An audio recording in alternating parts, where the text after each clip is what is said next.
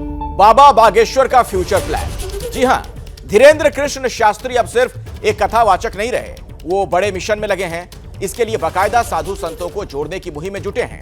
उन्होंने तो यूपी के सीएम योगी आदित्यनाथ से भी मिलने की इच्छा जताई है, लेकिन वहां से मुलाकात का वक्त नहीं मिल पाया। उत्तराखंड से लौटकर बाबा अपने धाम पहुंच गए और फ्यूचर प्लान में जुट गए। तो क्या है बाबा का वो प्लान, आपको दिखाते हैं खास रिपोर्ट। बाबा कभी हिंदू राष्ट्र की बात करते हैं। तुम मेरा साथ दो, हम हिंदू राष्ट्र बनाएंगे। अब चूड़ियां पहनकर घर में मत बैठो। कभी विरोधियों को चैलेंज देते हैं। अब अबे भी दरबार लग रहा, बागेश्वर धाम पे लगेगा, रायपुर में लगेगा और पूरे भारत में लग रहा है, और हमको किसी प्रमाण पत्र की आवश्यकता नहीं है। कभी पादरी मौलवियों को चैलेंज करते हैं।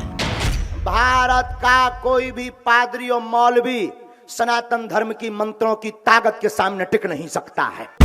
कभी विरोधियों को आगाह करते हैं। अब मनमानी नहीं चलेगी, नहीं चलेगी। भारत में रहना है तो सीताराम कहना है। बाबा धीरेन्द्र कृष्ण शास्त्री की जबान पर हरदम सनातन है। चाहे वो दरबार लगाकर बोल रहे हो, चाहे वो कथा में बोल रहे हो, या फिर मीडिया के कैमरों पर बोल रहे हो। सबसे पहले तो हम मानव हैं, फिर सनातनी हिंदू हैं। हिंदू एक हो जाओ, और जो बार बार सनातन के ऊपर उंगली उठाते हैं, अब उनको मुंह खानी चित्त करवाओ। बाबा के इन बोल वचन, बाबा की सक्रियता को देखकर सवाल ये उठ रहा है कि बागेश्वर धाम के बाबा का फ्यूचर प्लान आखिर क्या है। क्या बाबा सनातन के नए पोस्टर बॉय बनने की कोशिश कर रहे हैं? गुरु कृपा है, लाज बचेगी। सच बतावे, सनातन को ना तो कोई मिटा सकता है, ना कोई झुका सकता है। हमने अपनी जिंदगी में हर पल परीक्षा दी। बीते 2-3 हफ्ते धीरेन्द्र शास्त्री के लोकप्रियता के चरम के रहे हैं। कुछ दिनों पहले जब वो छतरपुर से नागपुर और जब रायपुर गए थे तो उनकी ख्याति एक सामान्य कथावाचक की थी, मगर जब वे लौटे हैं तो उन्हें सनातन धर्म के सुपरस्टार के रूप में देखा जा रहा है। लेकिन बाबा अब एक नई उड़ान पर हैं। बाबा अब एक नए मिशन पर हैं। इसके लिए वो एक नई यात्रा पर हैं।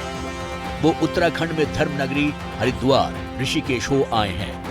यहाँ वो पतंजलि योगपीठ भी गए और बाबा रामदेव के करीबी बालकृष्ण से मिले। आर्योवेदाचार्य पूज्य पाद हमारे बड़े भैया आचार्य बालकृष्ण जी भी हमारे साथ में हैं, और हम दोनों खूब औषधियों का आनंद ले रहे हैं, खूब पहाड़ों पर ठुमका लगा रहे हैं, आनंद ले रहे हैं, और जो राम के नहीं उनकी ठटरी भी मार रहे हैं। हमारे पास उनका आगमन हुआ, हम मिले, दोनों को अच्छा लगा। विधाएं अलग हैं, मार्ग एक है, लक्ष्य एक है, तो उन विधाओं के ऊपर हमने चर्चा भी की। खबरें तो ये भी हैं कि बागेश्वर धाम वाले धीरेन्द्र शास्त्री ने यूपी के मुख्यमंत्री योगी आदित्यनाथ और उत्तराखंड के मुख्यमंत्री पुष्कर धामी से भी मिलने का वक्त मांगा था, लेकिन दोनों की ओर से बाबा को मिलने का वक्त नहीं मिल पाया। बहरहाल धीरेन्द्र शास्त्री अपने आश्रम यानी कि बागेश्वर धाम लौट आए हैं, जहां उन्हें अगले महीने यहाँ एक बड़ा कार्यक्रम करवाना है, और उसी कार्यक्रम का न्योता देने के लिए, साधु संतों को बुलाने के लिए वो उत्तराखंड गए थे, और अगले महीने उनका प्रयागराज जाने का भी कार्यक्रम है। लेकिन जो बागेश्वर वाले बाबा की लोकप्रियता बढ़ रही है, उनकी सक्रियता बढ़ रही है, उन पर विरोधियों के जबानी हमले भी तेज होने लगे हैं। समाजवादी पार्टी के नेता स्वामी प्रसाद मौर्य तो बाबा के हिंदू राष्ट्र वाले बयान पर भड़क उठे। ऐसे लोग देश के दुश्मन हैं, जो संविधान विरोधी बयान करते हैं वो आतंकवादी हैं, देश के दुश्मन हैं, ढोंगी और पाखंडी हैं। वो देश के न राष्ट्रपति हैं न प्रधानमंत्री हैं, इसलिए उनके बयान का कोई माने नहीं होता है। बागेश्वर धाम के संचालक बाबा धीरेन्द्र कृष्ण शास्त्री ने जो तौर तरीका इख्तियार किया है, इससे पूरे भारत में नफरत फैल रही है। उन्होंने अब तक 328 लोगों का मजहब तब्दील कराया, और वो मजहब इस्लाम के खिलाफ प्रचारित कर रहे हैं। यही नहीं, ज्योतिष पीठ के शंकराचार्य स्वामी अभिमुक्तेश्वरानंद सरस्वती को भी बाबा बागेश्वर का हिंदू राष्ट्र वाला बयान बेहद नागवार गुजरा है। हिंदू राष्ट्र का निर्माण होना है तो उसके लिए व्यापक व्यवस्था बनाई जाए। इस्लामिक राष्ट्र बनाने वाले बहुत हो गए, इस्लामिक राष्ट्र उन्होंने बना लिया, हिंदू राष्ट्र वाले हो जाएंगे, हिंदू राष्ट्र बना लेंगे। ये तो राजनीति का विषय है ना, धर्म का क्या विषय है इसमें। तो क्या हिंदू राष्ट्र की बात उठाकर बाबा ने अपने फ्यूचर प्लान का ट्रेलर पेश किया है? क्या हिंदू राष्ट्र की बात उठाकर धीरेंद्र कृष्ण शास्त्री कोई राजनीतिक जबान बोल रहे हैं? इसका पता चलेगा इस साल होने वाले मध्य प्रदेश की विधानसभा चुनाव और अगले साल होने वाले लोकसभा चुनाव में। तब बाबा खुद को किस भूमिका में रखते हैं, ये देखना दिलचस्प होगा। Bureau report, ABP news.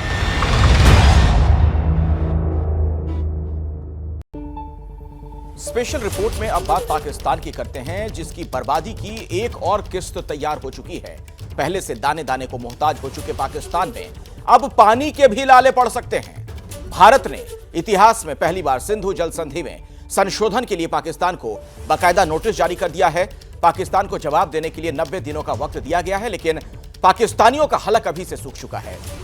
Sindhu जल संधि क्या है, कैसे इंडस वाटर ट्रीटी को लेकर पाकिस्तान को उसकी करतूतों का बड़ा सबक देने की तैयारी हो चुकी है। आप हमारी यह खास रिपोर्ट जरूर देखिए।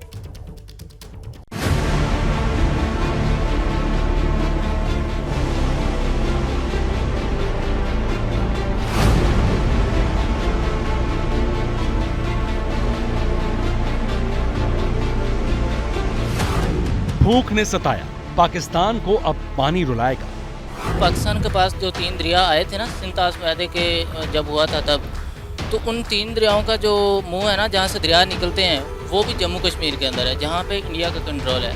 तो इसकी वजह से वो जब चाहे पानी कम करते हैं और जब चाहे ज़्यादा कर देते हैं। ऑटोमेटिकली पाकिस्तान बैकफुट पर जाएगा, क्योंकि पाकिस्तान का जो जीडीपी है वो 25% जो उनसे एग्रीकल्चर पर बेस करता है। तो हालात ख़राब होंगे, कहत साली भी आएगी। पाकिस्तान की मैशत एक इंतहाई खतरनाक मोड़ पे जा सकती है। जिन्ना लैंड के आतंकी शैतान, प्यासा मरेगा पाकिस्तान। सबसे पहली बात तो ये है कि अगर उन्होंने डैम्स बनाए हैं तो वो इंडियन टेरिटरी को तो वो जैसे मर्जी बना सकते हैं। अगर उससे पानी के फ्लो में या उस मुआहदे में कोई इशू आता है तो फिर आप आलमी अदालत में जा सकते हैं। और मेरा ख्याल है कि इसी वजह से पाकिस्तान गया होगा कि अपना हमारे भी जो अपना है 25 करोड़ आदमी हम इधर से ही पानी पीते हैं। हमारा एक है ही सोर्स ऑफ वाटर यही है, ठीक है, इन्हीं दरियाओं से पानी आता हमें, ठीक है। तो उनको भी चाहिए कि भी अपना देखें, इंसानियत को जिंदा रखने के लिए तो पानी चाहिए, लाजमी है। तो सिंध भी जो है वो भी वहाँ से कश्मीर से ही निकलता है, और अगर वो भी ब्लॉक कर दिया जाएगा, पाकिस्तान का सबसे बड़ा दरिया है, तो फिर तो सारा कुछ ही खत्म हो जाएगा। और जो छोटे छोटे दरिया जाके सिंध में डालते हैं वो भी अगर बंद हो जाएंगे तो पाकिस्तान तो बिल्कुल पानी के कतरों को तरसेगा। उसका अंजाम तो बहुत ही बुरा होगा, क्योंकि पाकिस्तान में देखा गया है कि पाकिस्तान एक ना ज़रई मुल्क है जिसमें ज़्यादातर इंहिसार हमारा फसलों पे होता है। खाली थाली वाले पाकिस्तानियों की ये नई रुदाली है। नून तेल से लेकर आटा दाल तक को मोहताज हो चुके पाकिस्तानियों के अब पानी के लिए तरसने के दिन करीब आने वाले हैं। इसलिए पाकिस्तानी जरकीन भर भर कर टेसू बहाने लगे। और अगर आज हम रो रहे हैं कि जी पानी रोक लेता है भारत या ज्यादा हमें फ्लड कर देता है, virtually according to technical experts Bharat जो इस पोजीशन में होगा कि वो चाहे तो हमें इतना पानी भेज दे कि हम सैलाब में डूब जाएं, और चाहे कोई इतना पानी रोक ले कि हम कतरे कतरे को तरस जाएं। ऐसा ही होने वाला है। जिन्ना का मुल्क बूंद बूंद को तरसने वाला है। आप सब जानते हैं कि वाटर स्कैर्सिटी पाकिस्तान के लिए, पूरा पाकिस्तान के लिए कितना बड़ा मसला है। आपका पूरा केस इंडिया के खिलाफ क्या है कि वो आपको पानी रोक रहे हैं। टेक्निकलिटी की बुनियाद पर आप इंटरनेशनल एक्सपर्ट्स ले आए। Water scarcity is not just an issue of Sindh, it is an issue of Punjab, it is an issue of south Punjab. अभी भी इस्लामाबाद में भी वो पानी के लिए तरस रहे हैं। 2025 में हमारे पास पानी नहीं होगा। 2025 तो दूर की बात है, पाकिस्तान का 2023 में ही भूखा प्यासा मरना तय है। वैसे जिन्ना के मुल्क में पानी को लेकर यह हाय तौबा क्यों मची है, ये जान लीजिए। भारत ने सिंधु जल समझौते में संशोधन के लिए पाकिस्तान को 1960 में नोटिस जारी किया था। 62 साल के इतिहास में यह पहली बार है जब भारत ने सिंधु जल समझौते में संशोधन की मांग की है। भारत ने करीब बीते 62 सालों से चले आ रहे सिंधु नदी जल समझौते को लेकर पाकिस्तान को नोटिस जारी किया है। 25 जनवरी 2023 को जारी किए गए इस नोटिस में कहा गया है कि भारत इस समझौते को लागू करने के लिए हमेशा से कमिटेड रहा है, लेकिन पाकिस्तान की करतूतों के कारण इस समझौते के कानूनी वजूद को लेकर सवाल खड़े हो गए हैं और यही वजह है कि भारत ने नोटिस जारी करने का फैसला किया है। पाकिस्तान को जवाब देने के लिए 90 दिन का वक्त है, लेकिन इस्लामाबाद के हुक्मरानों का हलक अभी से सूख चुका है। आने वाले दिनों में पाकिस्तान में पानी का बहरान शदीद होता जाएगा। पाकिस्तान में पानी की किल्लत इस कदर बढ़ जाएगी कि खुदा न खास्ता कहत साली का खदशा भी हो सकता है। एक्सपर्ट्स कह रहे हैं कि पाकिस्तानियों को और पाकिस्तान को इस वक्त अगर दहशतगर्दी से भी बड़ा कोई खतरा लाहक है तो वो पानी का इशू है। अभी तो सिर्फ नोटिस भेजा गया है, तभी से पाकिस्तानी पानी के लिए तरसने लगे। क्या होगा अगर भारत पाकिस्तान का पूरा पानी रोक लेता है? वैसे सिंधु जल संधि है क्या, ये जानना भी जरूरी है। साल 1947 में भारत और पाकिस्तान के बीच जमीन का बंटवारा हुआ। साल 1960 में दोनों ही देशों के बीच में पानी की हिस्सेदारी तय कर दी गई, जिसे कि इंडस वाटर ट्रीटी या फिर सिंधु जल समझौते के नाम से जानते हैं। सिंधु जल समझौता पानी को साझा करने से जुड़ा नहीं है, बल्कि पानी के बंटवारे को लेकर है, जिस पर 19 सितंबर 1960 को तत्कालीन भारतीय प्रधानमंत्री पंडित जवाहरलाल नेहरू और पाकिस्तान के राष्ट्रपति अयूब खान ने कराची में हस्ताक्षर किए थे। समझौते के तहत सिंधु, झेलम और चिनाब पश्चिमी नदियां हैं, तो रावी, सतलुज और ब्यास पूर्वी नदियां हैं। संधि के मुताबिक पूर्वी नदियों पर भारत का अधिकार है, जबकि पश्चिमी नदियों को पाकिस्तान के अधिकार में दे दिया गया। इस समझौते की मध्यस्थता विश्व बैंक ने की थी। भारत को सिंधु और उसकी सहायक नदियों से 19.5% पानी मिलता है, जबकि पाकिस्तान को करीब 80% पानी मिलता है। भारत चाहे तो पश्चिमी नदियों के पानी को भी अपने इस्तेमाल के लिए रोक सकता है, लेकिन इसकी लिमिट 36 लाख एकड़ फीट रखी गई है। लेकिन भारत ने अभी तक इसके पानी को रोका नहीं है। उरी के आतंकी हमले के बाद प्रधानमंत्री मोदी ने इशारों में दहशतगर्द मुल्क को क्लियर मैसेज दे दिया था कि खून और पानी एक साथ नहीं बह सकते। हिंदुस्तान के किसानों के हक का पानी 70 साल तक पाकिस्तान जाता रहा। ये मोदी पानी को रोकेगा, आपके घर तक लाएगा। और मैंने काम शुरू कर दिया है, क्योंकि ये पानी पर हक हिंदुस्तान का है। प्रधानमंत्री नरेंद्र मोदी ने जो कहा था वही होने वाला है। पाकिस्तान नहीं सुधरा तो पानी को तरसने वाला है। इसलिए पाकिस्तानियों को अभी से प्यासे दिन नजर आने लगे। 3 मगरबी दरिया यानी ब्यास, रावी और सतलुज ये तो उनके हवाले कर दिए गए, और जो मशरकी दरिया सिंध, चनाब और झेलम वो पाकिस्तान के हिस्से में। मगर उसमें कहा गया कि इसमें इंडिया का कुछ हिस्सा होगा। वो कुछ लोग तो कह रहे हैं 20%, कुछ लोग कह रहे हैं उससे कुछ कम है। भाई उसमें हमें मलहूज रखना चाहिए था कि कम से कम ये दरिया जहाँ हमारे सरहदी इलाकों को छूते हैं उनके लिए तो कुछ पानी का मुतालबा करते हैं। मगर कितने दिन के लिए पानी रोक सकते हैं? अगर वो ज्यादा दिन के लिए पानी रोकें और वो फसल बोने का मौसम है तो उससे तो बड़ी तबाही आती है। असल में पाकिस्तान के बार बार कहने पर वर्ल्ड बैंक ने हाल ही में न्यूट्रल एक्सपर्ट और कोर्ट ऑफ आर्बिट्रेशन प्रोसेस की कार्रवाई शुरू की है, जबकि सिंधु जल समझौते के किसी भी प्रावधान के तहत ये दोनों कार्रवाई एक साथ नहीं हो सकती। सिंधु जल समझौते को लेकर पाकिस्तान की पैंतरेबाजी का ही परिणाम है कि भारत को नोटिस भेजना पड़ा है। Bureau report, ABP news. बात अब पाकिस्तान की कर लेते हैं, और पाकिस्तान का अगर आप अतीत देखेंगे तो आप ये समझ पाएंगे कि दरअसल ये एक ऐसा देश है जो सुधरने को तैयार नहीं है। पाकिस्तान के साथ सीधी बात लगभग बेमानी ही साबित होती है, और इसीलिए पाकिस्तान को नोटिस भेजना पड़ा है। वैसे दुनिया को नोटिस तो मिडिल ईस्ट के हालात के भी लेने चाहिए, जहां एक बार फिर बारूदी जंग के हालात बनते नजर आ रहे हैं।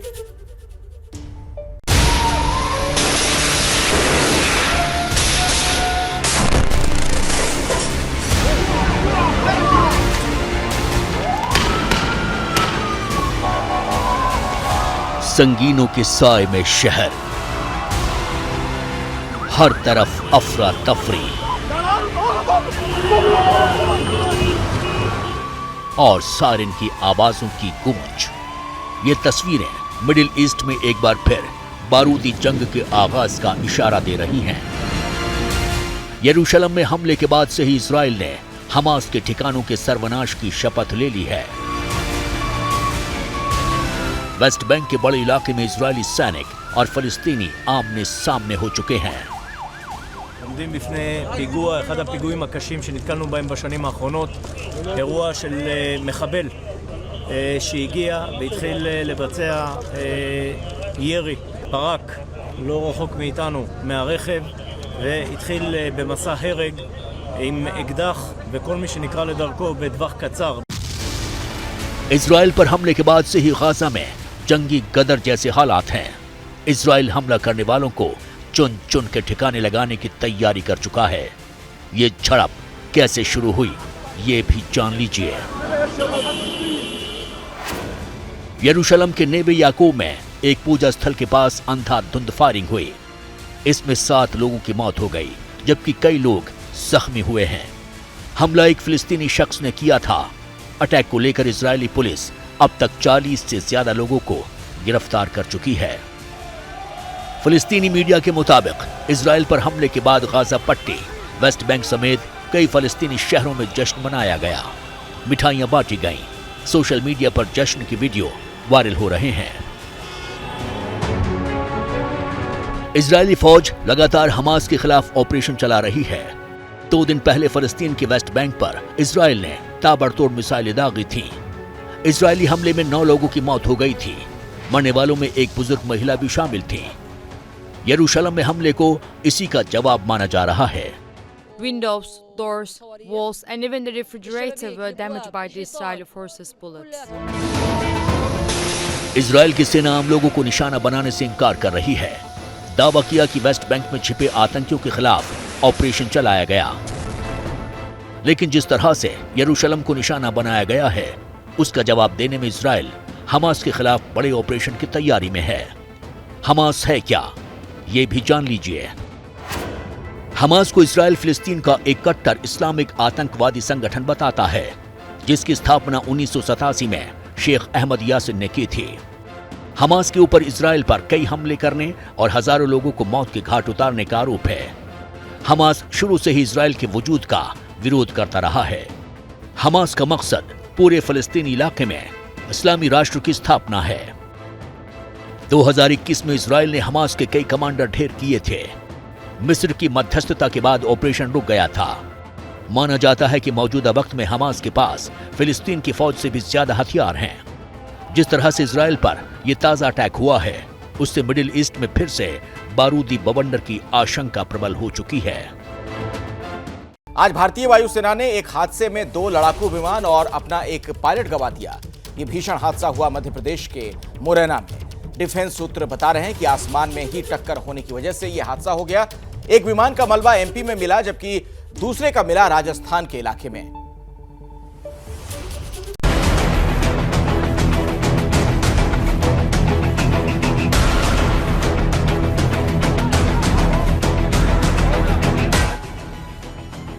विमान का मलबा जहां तहां पड़ा है। विमान के टुकड़ों में आग लगी है। तमाशबीनों की भीड़ है। ये तस्वीरें मध्य प्रदेश के मुरैना इलाके की हैं, जहां आज वायुसेना के लड़ाकू विमानों सुखोई 30 और मिराज 2000 की हवा में टक्कर हो गई। इससे भारी हड़कंप मच गई। दोनों विमानों के हवा में टकराने के बाद मिराज 2000 टुकड़े टुकड़े होकर मुरैना में ही गिर गया, जबकि सुखोई 30 फाइटर जेट एक जिला और राज्य पार करते हुए गिरा राजस्थान के भरतपुर इलाके में।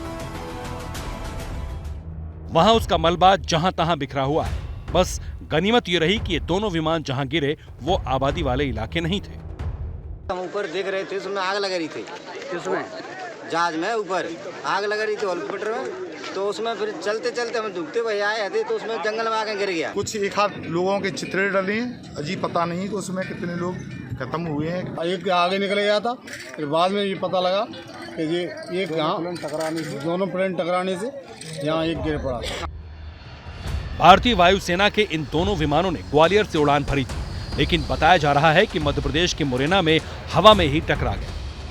हवा में हादसा होने के बाद मिराज 2000 मुरैना में गिरा और सुखोई गिरा राजस्थान के भरतपुर जिले में।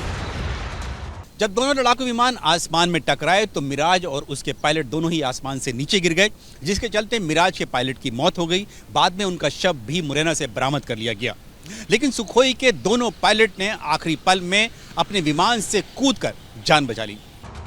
सुखोई के दोनों पायलट को बाद में वायुसेना के हेलीकॉप्टर से घटनास्थल से रेस्क्यू किया गया और अस्पताल पहुंचाया गया। वेरीफाइड इन्फॉर्मेशन एयरफोर्स की तरफ से नहीं प्राप्त हुई है, लेकिन ये संभावित है कि जिस एयरपोर्ट से पायलट इजेक्ट हुए थे सुखोई के, उसी एयरपोर्ट की डेब्री भरतपुर जिले में भी मिली है। अब यहाँ पे एयरफोर्स के अधिकारी आ गए हैं। उन लोगों का हेलीकॉप्टर से 2 पायलट जो सुरक्षित पाए गए थे उनको एयरलिफ्ट भी करा दिया गया है। अभी उन लोगों का इन्वेस्टिगेशन और रेस्क्यू मिशन। रक्षा सूत्रों से जो जानकारी मिली है उसके मुताबिक सुखोई 30 और मिराज 2000 दोनों एयरक्राफ्ट ने कॉम्बैट मिशन की ट्रेनिंग के लिए ग्वालियर से उड़ान भरी थी। दोनों विमान करीब 800 किलोमीटर से 1200 किलोमीटर प्रति घंटे की स्पीड से उड़ रहे थे।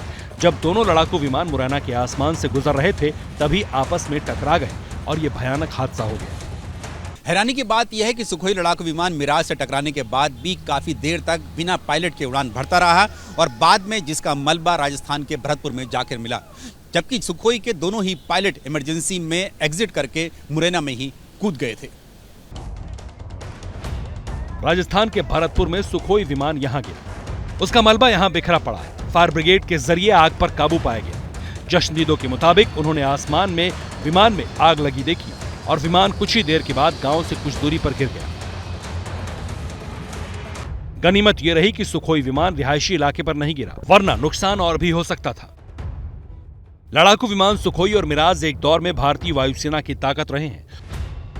सुखोई 30 की लंबाई 72 फीट है, जबकि मिराज 2000 की लंबाई 47 फीट है।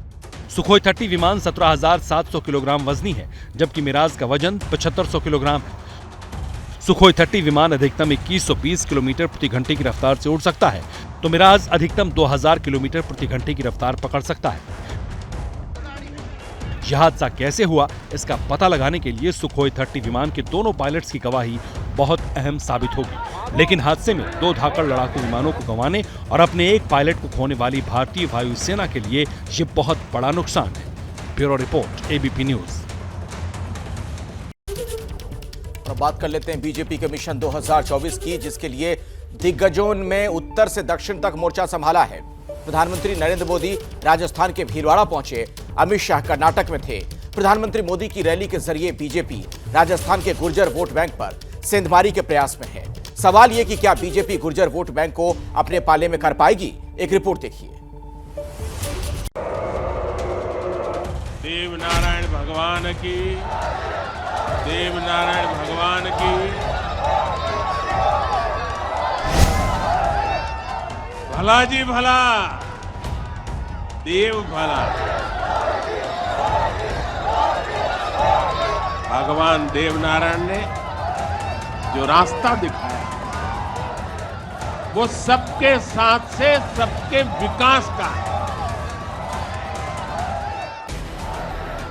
मंच पर प्रधानमंत्री मोदी और सामने अपार जन सैलाब। तस्वीरें राजस्थान की हैं, जहां चुनाव से पहले बीजेपी ने गुर्जर समाज को साधने की बड़ी तैयारी कर ली है। प्रधानमंत्री मोदी गुर्जर समुदाय के आराध्य देव देवनारायण भगवान की जयंती पर भीलवाड़ा पहुंचे। भगवान देवनारायण के दर्शन के बाद रैली की और राजस्थान में बीजेपी के चुनावी मिशन का आगाज कर दिया। भगवान देवनारायण जी का बुलावा आया और जब भगवान देवनारायण जी का बुलावा आए और कोई मौका छोड़ता है क्या? मैं भी हाजिर हो गया। ये कोई प्रधानमंत्री यहाँ नहीं आया है, मैं पूरे भक्ति भाव से आप ही की तरह एक यात्री के रूप में आशीर्वाद लेने आया हूं। प्रधानमंत्री ने करीब 30 मिनट तक रैली को संबोधित किया। राजस्थान, किसान, गुर्जर समाज, पशुधन, साधु संत से लेकर हर मुद्दे पर बात की। राम प्यारी गुर्जर, पन्ना धाय जैसी नारी शक्ति की ऐसी महान प्रेरणाएं भी हमें हर पल प्रेरित करती है। ये देश का दुर्भाग्य है कि ऐसे अनगिनत सेनानियों को हमारे इतिहास में वो स्थान नहीं मिल पाया। लेकिन आज का भारत बीते दशकों में हुई उन भूलों को भी सुधार रहा। राजस्थान में इसी साल विधानसभा चुनाव है। करीब 75 सीटों पर गुर्जर समाज असरदार है, इसीलिए बीजेपी गुर्जर समाज को साधने की जुगत में है। पीएम मोदी जहां राजस्थान में थे, तो गृह मंत्री अमित शाह ने दक्षिण के सियासी किले में मोर्चा संभाला। अमित शाह ने कर्नाटक के धारवाड़ में रोड शो किया। कर्नाटक में भी इसी साल चुनाव होने हैं। बीजेपी कर्नाटक की 224 में से 150 सीटें जीतने के प्लान पर काम कर रही है। दक्षिण भारत में 6 राज्य आंध्र प्रदेश, कर्नाटक, केरल, पुदुचेरी, तमिलनाडु और तेलंगाना आते हैं। इन 6 राज्यों में से सिर्फ कर्नाटक में ही बीजेपी की अपने बूथे पर सरकार है।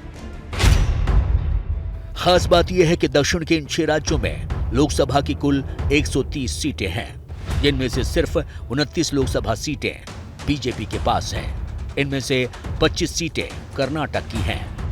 तो इस तरह राजस्थान से लेकर कर्नाटक तक बीजेपी की चुनाव मशीनरी एक्टिव हो गई है। सबसे बड़ा चैलेंज दक्षिण भारत है, क्योंकि बीजेपी वहां कर्नाटक से आगे नहीं बढ़ पाई है। Bureau report, ABP news.